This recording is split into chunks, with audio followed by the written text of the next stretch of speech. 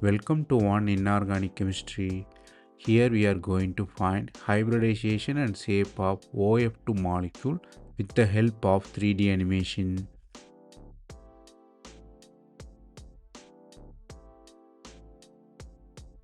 To find the hybridization, you should know the steric number, which is H equals V plus B minus C whole divided by 2. Oxygen valency is 6. It is a central metal atom. Bonded atoms are fluorine, which is 2.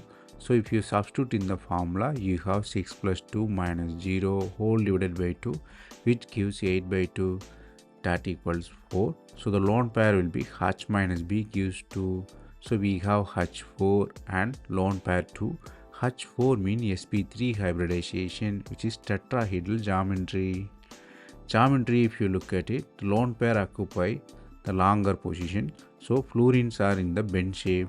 The lone pair is not visible because when compared to atomic size they are very small, so the real shape will be bend shape. Like water molecule, fluorine atoms occupy the corner, oxygen will be at middle, so the shape of OF2 molecule is V shape.